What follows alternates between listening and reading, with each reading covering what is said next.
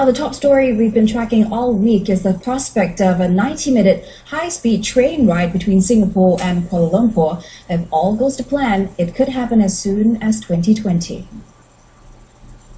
90 minutes travel time, and that should be faster even than taking a plane. This is huge, this is big, this is a real game changer.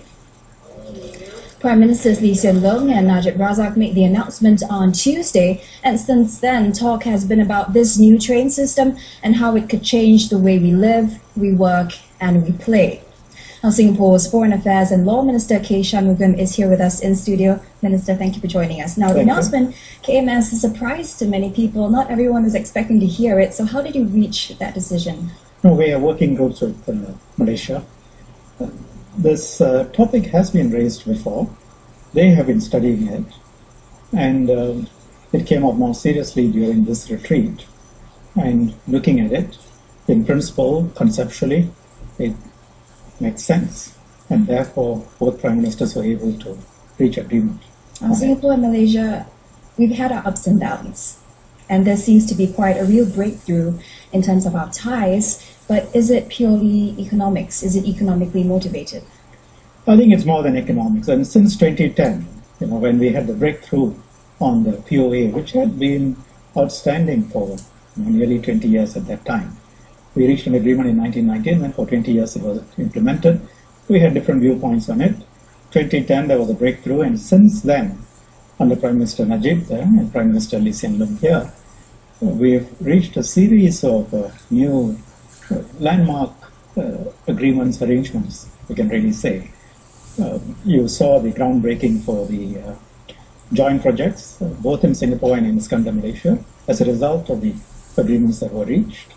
You had this announcement, you have had a number of announcements. So is this an indication that things are going to be all rosy and hunky-dory going forward? Things are very good. The substantive relationship between Singapore and Malaysia, if you look at the trade ties and the people-to-people ties, our number one trading partner, and both ways, both benefit. And the political relationship has generally been good. In the last few years, you can say it's been on upswing. And we, of course, hope that it continues. Yes, but would you say our bilateral relations hinge on the success of the rail link? Say it doesn't pan out as expected. How will this affect us? I don't think our bilateral relationships can or should or will hinge on any one rail link. Really, we are the closest of neighbors. And we share a common history, people are similar, and we have to live with each other, and we have to make the relationship work. And that's the fundamental logic of relationship between Malaysia and Singapore. But if we make it work well, then you get things like the rail link. All right, Minister, let's take a pause there and let's go back to Tuesday when Prime Minister Lee Hsien Loong and Najib Razak made mention of stability and how important it is. So let's listen to what they had to say. Sure. All these projects are long-term projects. And the essence of making things happen is that you need continuity and stability, which works out to, it's quite obvious what that means. And we would like continuity and stability too. Mr. Najib's future obviously hanging in the balance right now because elections are coming up. So depending on what happens, could this possibly derail the project, do you think? Well, I'm not quite sure I agree with the description of future hanging in the balance, but it's an internal matter for the Malaysians.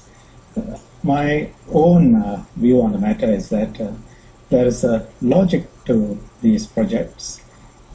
The Malaysian side is still studying. It's very preliminary at this stage. The studies have to be completed. Most of the physical aspects of the rail link, obviously on the Malaysian side, from KL all the way down. And we look at the studies, and if it works, we proceed. And there's no reason why it shouldn't work. I think there is a lot of logic and rationale to it. Okay, you're saying that a lot of it's conceptual. It's still in it's still in its infancy. But do we know who's going to split the bill and how it's going to be done? I think even that is, it's too premature to speak about or talk about at this stage.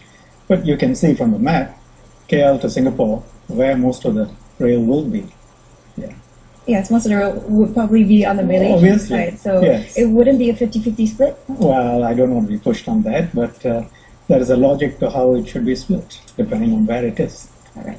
Now, this, of course, could be the start of a more integrated ASEAN. Everyone's looking forward to the rail going even further, should it actually happen. So, say I could wake up in Singapore, work in Malaysia, go back home to Thailand.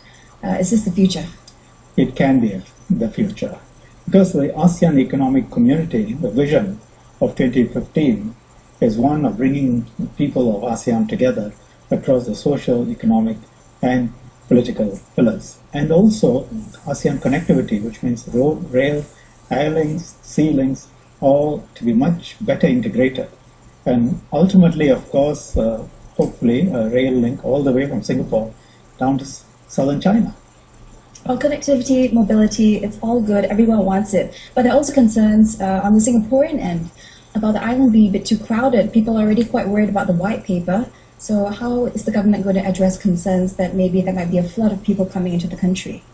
Well, tourists who come in, I think that is really a question of how you calibrate it.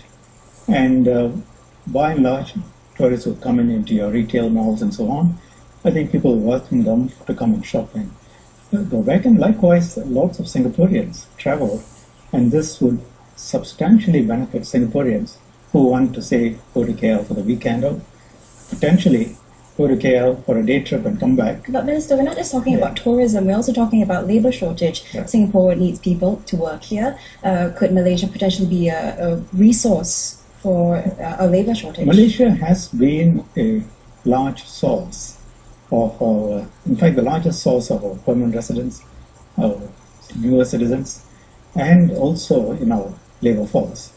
But the fact is, Malaysia itself is facing a labour shortage. So if you look at it today, Malaysia has had to import foreign labour into Malaysia. And we are finding it difficult to get people from Malaysia to come to Singapore. That's the reality. I think the primary factor in this is going to be that it's going to increase people-to-people connectivity, moving and traveling and working and playing in each other's territory. Minister, we have yet to hear from one person, former Malaysian Prime Minister Mahathir Mohamad, and usually his views carry a lot of weight. Do you think he's gonna weigh on the issue anytime soon? Well, you know that I wouldn't be able to speak for Dr. Mohamad. Thank you. All right, let's move on to the projected figure for the project. A lot of media reports from the Malaysian side are saying it's going to cost maybe 25, 30 billion ringgit. That's about 12 billion Singapore dollars. Could you give us a figure that we can work with? I think it's too preliminary. I mean, you heard the Prime Minister say, Prime Minister Najib said that it's really not possible at this stage to put a figure, and I wouldn't rush into it. Okay, one more quick question. We're also hearing that it might be in Tuas. Do you know exactly where the Singapore end will end up? That's also not yet finalized. Some way away. All right, thank you very much for joining us Thank in you. the studio. Thank you. And that was Foreign Affairs and Law Minister K